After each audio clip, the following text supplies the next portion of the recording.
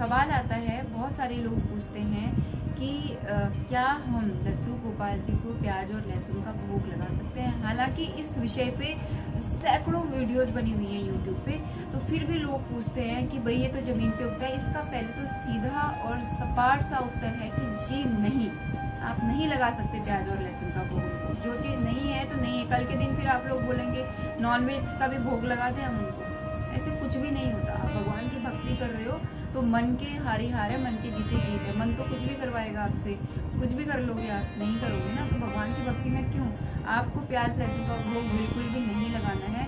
मैं आपको अपना एक उदाहरण प्रस्तुत करती हूँ अपना ही। हमारे घर में 3 ठाकुर जी हैं, मतलब 2 लड्डू गोपाल जी हैं और एक राधा रानी है। तो ये भावना पहले मेरे भी हृदय में आई थी और कुछ टाइम मैं आपको बता दूं, और भगवान कृष्ण मुझे इसके लिए क्षमा करें या कर दिया होगा, ऐसा मेरा मानना है। मैंने भी कुछ टाइम उनको प्याज से बना हुआ भोजन का भोग लगाया था। मेरे भी दिमाग में यही बात थी कि जो प्याज है वो तो जमीन पे उगता है, तो वो तो शाकाहारी भोजन है, तो क्यों नहीं लगा सकते। देखिए इसके पीछे बहुत सारी कथाएं हैं। मूर नामक राक्षस के मल से प्याज उत्पन्न हुआ था, प्याज और लहसुन उत्पन्न हुआ था। और एक ब्राह्मण की कथा भी आती है कि उसकी जो स्त्री है उसने मांस का भक्षण कर लिया था और जो बचा हुआ मांस था उसने फेंक दिया था, तो उसमें से प्याज और लहसुन का उत्पत्ति हुई थी। मतलब ये तो कुछ कथाएं हैं जो डिटेल में मैं अभी बिल्कुल भी बात नहीं करने वाली। अगर इसको साइंटिफिकली भी आप देखोगे, इसके बहुत सारे आपको वीडियोस मिल जाएंगे कि इसका तामसिक भोजन क्यों कहा गया है, क्योंकि गर्म भोजन होता है ये। अब जब बहुत अत्यधिक गर्म भोजन करते हो तो वो आपका क्रोध भी बढ़ाता है।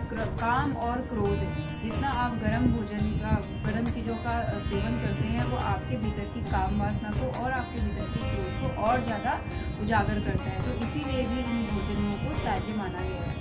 बहुत सारे कारण हैं, तो ऐसा ना करें कि कुछ भी आप, जब सब लोग बार बार कह रहे हैं, सारे संत बोल रहे हैं, सारे धर्म ग्रंथ कह रहे हैं, तो आप एक तरफ तो ये चीज़ मान रहे हो कि लड्डू गोपाल जी की सेवा करनी चाहिए, वो परम पिता परमात्मा के बाल स्वरूप है, और दूसरी तरफ से आप दूसरी चीज़ नहीं मान रहे हो कि प्याज लहसुन का भोग नहीं लगाना चाहिए। तो मान लो ना, पत्थर की लकीर मान लो, नहीं लगाना तो नहीं लगाना, ठीक है। अगर नॉनवेज नहीं है ये, मैं ये नहीं कहूँगी इसके लिए भी आप त्याग करो, नहीं, मैं सिर्फ मांसाहार के लिए बोल रही थी।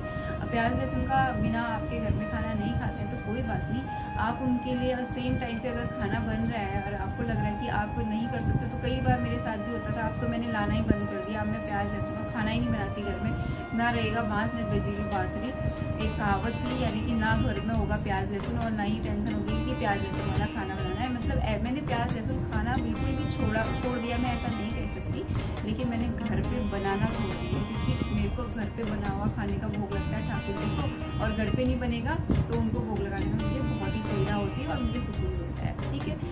अगर आपके घर में आप ऐसा नहीं कर सकते, परिवार के साथ रहते हो, तो आप क्या करोगे, आप दूध का भोग लगा सकते हो, ठीक है। आप ड्राई फ्रूट्स के छोटे छोटे डिब्बे बना के रख लो, कभी आप काजू का भोग लगा दो, कभी आप फ्रूट्स में एप्पल वगैरह होते ही हैं घर पे आमतौर पे, फ्रूट्स का भोग लगा दो, कभी आप बादाम का भोग लगा दो, पंचमेवा के पैकेट्स रख लो, एक पैकेट खोलो उसका भोग लगा दो।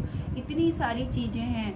दूध है, आप भले ही तीनों टाइम दूध का भोग लगाओ, उसके साथ में ड्राई फ्रूट्स दे दो, मखाने होते हैं, मखाने का भोग लगा दो, फ्रूट्स हैं, बहुत सारी चीज़ें हैं। आप अपने इर्द गिर्द देखिए, अगर हमको अपने खाने की चीज़ें बनानी होती हैं तो हम जा करके ऑर्डर करके सारी चीज़ें ले करके आते हैं, अपने लिए बनाते हैं। अपनी शॉपिंग की चीज़ें आप खुद है, मेरे को तिलक नहीं मिल रहा था कि मैं वहाँ से लेके आई थी वृंदावन, जिससे लगाते हैं टीका माथे पे, बिल्कुल आकार में लगता है, तो मैं बेचैन हो गई। मैंने आधा घंटा लगा के ढूंढा, लेकिन मुझे फिर भी नहीं मिला, वो अलग बात है, लेकिन मैंने बहुत कोशिश की। तो हम अपनी जो निजी स्वार्थ हैं उनको पूरा करने के लिए पूरी कोशिश करते हैं, जी जान लगा देते हैं। और अगर हम लड्डू गोपाल जी की बात आती है तो ऐसा क्यों नहीं कर सकते, ये दूसरा मुद्दा था।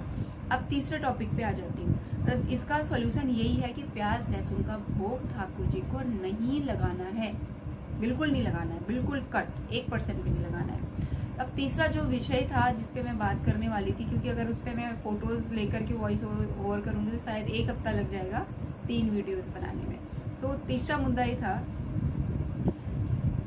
कि जो श्री विग्रह हैं वो खंडित हो जाते हैं, हाथ टूट गया, पैर टूट गया लड्डू गोपाल जी के विग्रह का।